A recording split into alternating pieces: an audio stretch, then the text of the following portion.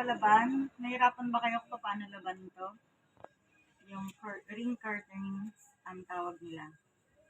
So kasi ito, pwede nyo naman to tanggalin, kaso mahirapan kayo magkabit yan kasi pwedeng mabasag. Katulad ng ganito. Yan. Ano na siya, bali-bali na. So pag natanggal to, mahirapan kayo magbalik. Or else, bibili kayo ng bagong ganito, papalitan nyo.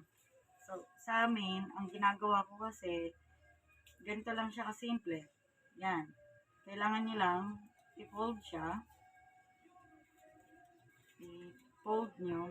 Ingatan nyo rin to kasi ito pag sumabit sa iba, pagka naghalo kayo ng ibang sensitive na tela, pwedeng masira. So yan, takpan nyo lang. Pwedeng ganyan. Or pwedeng ganito. Ganyan. Tapos, pwede kayo mamili ng tali na gusto niyo ipagtatali. Kahit ano, pwede siya. Pwedeng ganito, plastic, or straw. Kayong bahala, kayong mamili. So, kung sa plastic, ganito lang gagawin niyo. Ilusot nyo lang yan dyan.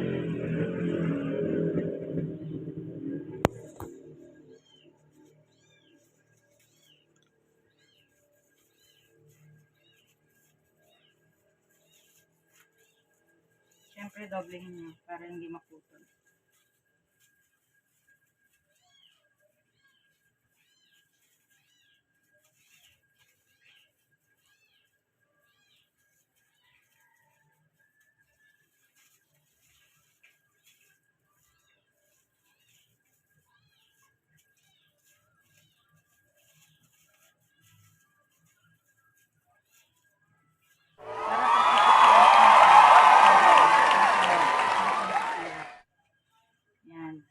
Ganyan lang siya, guys.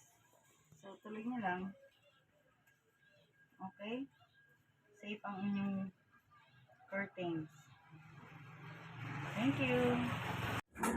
Wow! Ang mga t-shirt naman, 90. Ito po yung short, ito po yung t-shirt. Wala pa po yung mga towel. Saka yung puti.